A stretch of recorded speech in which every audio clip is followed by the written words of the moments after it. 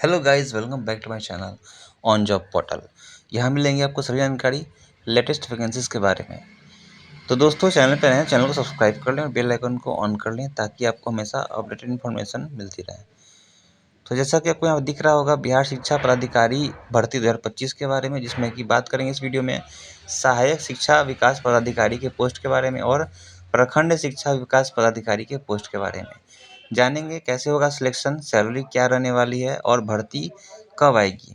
तो इस वीडियो में दोस्तों यहाँ पे शॉर्ट नोटिफिकेशन आया है जिसमें कि बताया गया है कि कैसे आपका सिलेक्शन होगा। ये सीधी भर्ती है, 2 पोस्ट है यहाँ पे, ठीक है। तो वीडियो को पूरा देखिएगा और आप चैनल पे नए हैं तो चैनल को सब्सक्राइब करके बेल आइकन को ऑन कर लीजिए। और हाँ दोस्तों, इसी वीडियो के डिस्क्रिप्शन बॉक्स में आपको मिल जाएगा ऑफिशियल लिंक वेबसाइट का, तो वहाँ विजिट कर सकते हैं। संक्षिप्त नाम है विस्तार एवं प्रारंभ। तो यहाँ पे बिहार शिक्षा प्रशासन संवर्ग नियमावली 2025 आ चुकी है और इस वैकेंसी में जो है वो कुछ चेंजिंग किया गया है, जो कि नया बना है नियमावली, ठीक है। तो इस नियमावली में जब तक किसी विषय या संदर्भ में अन्यथा अपेक्षित न हो, यानी कि नियमावली से अभिप्रेत है बिहार शिक्षा प्रशासन संवर्ग नियमावली, ठीक है। वही बात करें आगे, संवर्ग से अभिप्रेत है बिहार शिक्षा प्रशासन संवर्ग। नियुक्ति से प्राधिकार से अभिप्रेत है निदेशक या प्राथमिक शिक्षा। संवर्ग नियंत्री प्राधिकार से है राज्य सरकार का शिक्षा विभाग और सरकार से अभिप्रेत है बिहार राज्य सरकार। वहीं बात करें आयोग से है बिहार लोक सेवा आयोग। तो ये बिहार लोक सेवा आयोग की तरफ से मतलब कि यहाँ पे वैकेंसी जो है वो निकली है। और ये पोस्ट जो है दोस्तों, ये है AEDO, ठीक है, यानी कि असिस्टेंट एजुकेशन डेवलपमेंट ऑफिसर का है, ओके। और यहाँ पे आपका ब्लॉक एजुकेशन डेवलपमेंट ऑफिसर का है। तो ये पोस्ट है ना। और इसी पोस्ट पे बहाली होना है, जो कि यहाँ पे जो आप देख रहे हैं नोटिफिकेशन, ये शिक्षा विभाग की तरफ से निकाला गया है, जो कि कुछ चेंजिंग की हैं अपने संवर्ग में, जो कि यहाँ पे कुछ नियमावली लिखा हुआ है आपको, है ना। ये समझाने के लिए इस तरह से किया गया है। लेकिन यहाँ पे आपको देखने को मिलेगा इस नोटिफिकेशन में आपको AEDO का पोस्ट और BEO का पोस्ट है, ठीक है। तो यहाँ पे आइए बात करते हैं अब कि आगे कैसे और क्या होना है। तो यहाँ पे संवर्ग की संरचना में आपको यहाँ दिख रहा होगा पद नाम, पद का स्तर ये। तो यहाँ पद नाम का जैसा कि मैंने आपको बताया है, तो यहाँ पे जो है वो सहायक शिक्षा विकास पदाधिकारी का पोस्ट है और शिक्षा विकास पदाधिकारी का पोस्ट है, जो कि असिस्टेंट एजुकेशन डेवलपमेंट ऑफिसर और VO का पोस्ट है। वही बात करें तो यहाँ पे पद का जो स्तर है वो मूल कोटि है सहायक शिक्षा विकास पदाधिकारी का, और यहाँ पे शिक्षा विकास पदाधिकारी का जो है वो प्रोन्नति के प्रथम स्तर पे है, ठीक है। और दोनों पोस्ट जो है वो यहाँ पे कोटि जो है नॉन गेजेटेड ऑफिसर का है, ओके। वहीं बात करेंगे कि यहाँ पे कितनी मतलब की वैकेंसी आने वाली है। तो अगर एक यहाँ पे आपको बताया जाए तो बिहार में जो है वो जो पहला जो वैकेंसी यहाँ पे और यहाँ पे सहायक शिक्षा विकास पदाधिकारी का, तो बिहार में पंचायतों की बात करें तो पंचायत की जो संख्या है वो है लगभग 8,000, ठीक है। तो यहाँ पे हर एक पोस्ट के लिए, यानी कि हर एक पंचायत के लिए इसमें जो पोस्ट निकलने वाला है, जो सहायक शिक्षा विकास पदाधिकारी का जो होगा वो होगा मतलब कि एक, तो यहाँ पे अगर तो इस तरह से जो है वो 800 प्लस वैकेंसी जो है यहाँ पे आपको देखने को मिलेगी फर्स्ट वाले की। और शिक्षा विकास पदाधिकारी का जो पोस्ट है वो आपको प्रखंड स्तर पे होगा। तो हर एक प्रखंड में एक ही यहाँ पे वैकेंसी आपको देखने को मिलेगी, मतलब कि हर एक प्रखंड का एक। तो इस तरह से यहाँ पे आगे बात करते हैं। तो इस संवर्ग में विभिन्न पदों का स्वीकृत बल वही देगा होगा जैसा समय समय पर सरकार द्वारा निर्धारित किया जाता है, ठीक है। इस संवर्ग के पद सोपान के पदों का वेतन स्तर की बात करी जा रही है, वही होगा जैसा समय समय पर सरकार द्वारा स्वीकृत किया जाएगा। तो यहाँ पे अभी जो है ये नोटिफिकेशन जो है वो इनकम्प्लीट है, यानी कि लेकिन यहाँ पे साफ साफ जाहिर कर दिया गया है कि यहाँ पे इस 2 पोस्ट के लिए वैकेंसी जो है वो आपको आने वाला है। आगे बात करते हैं कि ये नियुक्ति की प्रक्रिया कैसे होगी।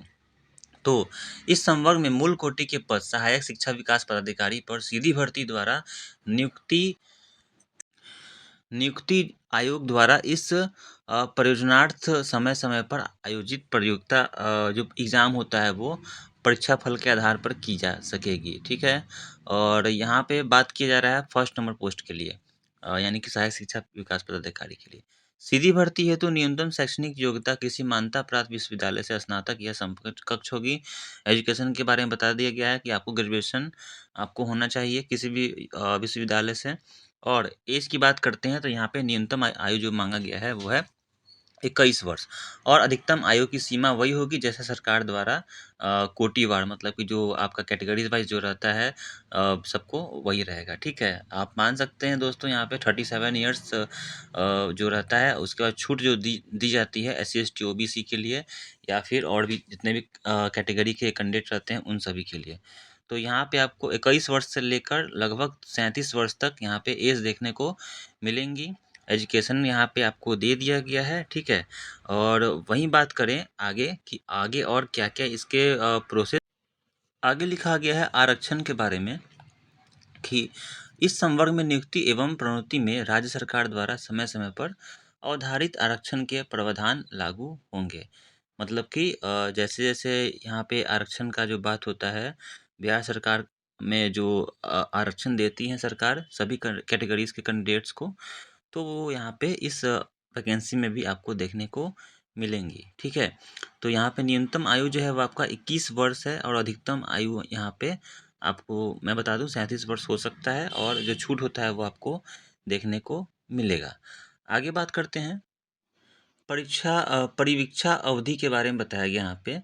सीधी भर्ती से नियुक्त कर्मियों की परिवीक्षा अवधि योगदान की तिथि से 1 वर्ष के लिए होगी। यानी कि इस पोस्ट के लिए जो अप्लाई करेंगे और अगर वो सिलेक्ट होते हैं, वो एग्ज़ाम पास कर जाते हैं तो उनका जो काम करने का जो अवधि रहेगा वो सिर्फ़ 1 साल के लिए रहेगा, है ना? परिवीक्षा अवधि में सेवा संतोषजनक नहीं पाए जाने की दशा में परिवीक्षा अवधि का विस्तार अगले 1 और वर्ष के लिए किया जा सकता है।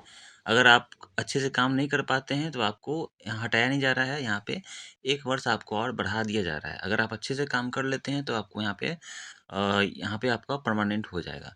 यदि विस्तारित अवधि में भी सेवा संतोषजनक नहीं पाई जाएगी तो नियुक्ति प्राधिकार ऐसे कर्मी को सेवा मुक्त कर सके। यानी कि अगर आपको 1 साल किए, 1 साल के बाद फिर से आपको 1 साल दिया गया और आप नहीं कर पाएँ तो वैसी स्थिति में वैसे कैंडिडेट को तो हटा ही देना सही है। क्योंकि वहाँ पे अगर आप अच्छे से अपना मतलब कि काम नहीं कर पा रहे हैं तो वहाँ पे काम करने का कोई फ़ायदा नहीं है। आगे आगे लिखा गया है प्रशिक्षण में इस संवर्ग के कर्मी को संवर्ग नियंत्री प्राधिकार द्वारा समय-समय पर विनिश्चित प्रशिक्षण पूर्वक पूरा करना होगा, है ना? और यहाँ पे आपका जो भी यहाँ काम होगा उसको पूरा सही से करना होगा। विभागीय परीक्षा सीधी भर्ती से नियुक्त कर्मियों को यथा निर्धारित विभागीय परीक्षा उत्तीर्ण होना अनिवार्य है। यानी कि आपके लिए जो यहाँ पे आपको जो ट्रेनिंग अभी दी जाएगी शायद, ट्रेनिंग देने के बाद आपका एक एग्ज़ाम लिया जाएगा। एग्ज़ाम अगर आप पास करते हैं तो मतलब पास करना आपको यहाँ पे अनिवार्य है, ठीक है? अगर यहाँ पे 1 साल बाद फिर से आपका मतलब कि ये होता है उन्नति होती है, लेवल बढ़ता है तो आपको वहाँ पे एग्ज़ाम होता है विभाग की तरफ से, तो उस परीक्षा को आपको उत्तीर्ण होना अनिवार्य है। आगे लिखा गया है संपुष्टि में परीक्षा अवधि संतोषजनक रूप से पूरा करने, निर्धारित प्रशिक्षण सफलतापूर्वक पूरा करने और विभागीय परीक्षा एवं कंप्यूटर दक्षता जांच परीक्षा उत्तीर्ण होने पर नियुक्ति प्राधिकार के द्वारा सेवा संपुष्ट की जा सकेगी। यानी कि आपका यहाँ पे कंप्यूटर बेस्ड कंप्यूटर सक्षमता की भी जांच होगी, यानी कि कंप्यूटर से रिलेटेड आपका क्वेश्चन सब रहेगा। यहाँ पे आपको उस क्वेश्चन में आपको मिलेगा कंप्यूटर से रिलेटेड।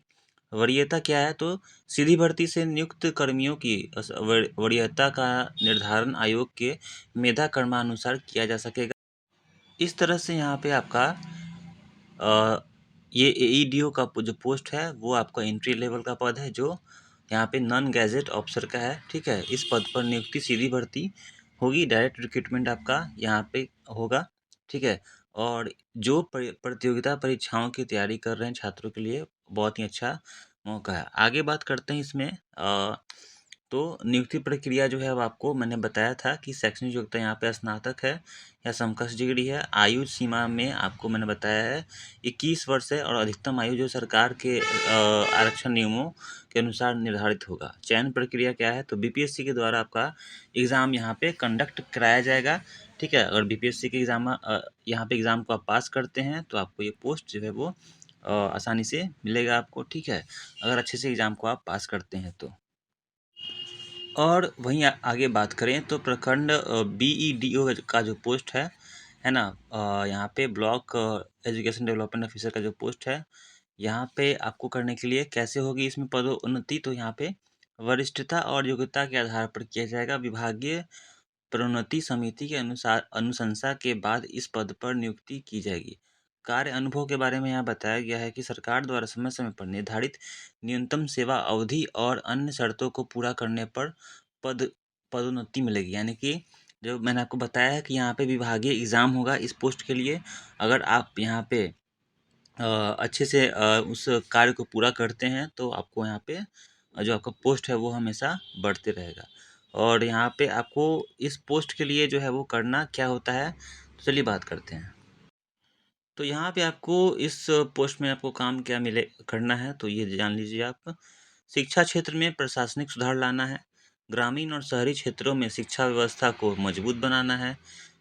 उसके बाद सभी वर्गों को आरक्षण नियमों के तहत समान अवसर प्रदान करना है। ठीक है, यानी कि आपको शिक्षा के क्षेत्र में सुधार लाना है। ठीक है, गांव शहर में जाकर आप देखेंगे कि शिक्षा आपको कैसा है, सही ढंग से वहाँ सरकारी स्कूलों में शिक्षा दिए जा रहा है कि नहीं दिया जा रहा है, टीचर टाइम पे आ रहे हैं कि नहीं आ रहे हैं, और कोई गलत काम तो नहीं हो रहा है। तो इस तरह से आपको ये सब काम आपको देखने को करने को मिलेगा। वहीं आगे बात करें नियुक्ति और प्रशिक्षण प्रक्रिया में क्या सीधी भर्ती से चयनित अभ्यर्थियों को 1 वर्ष की परीक्षा अवधि यानी कि प्रोबेशन पीरियड पे आपको रहना होगा।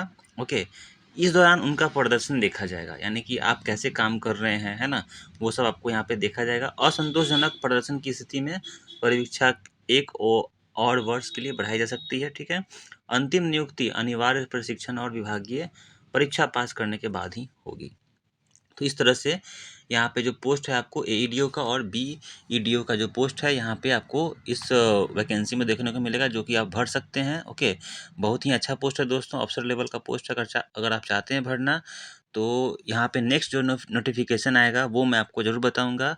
और अभी आया नहीं है, मतलब कि अप्लाई करने का कैसे और भी इसमें मतलब कुछ और भी सुधार करके यहाँ पे वैकेंसी को निकाला जाएगा, है ना। अभी अप्लाई लिंक आया नहीं है, तो जैसे ही आएगा दोस्तों वो मैं आपको यहाँ पे इस चैनल पे बता दूंगा।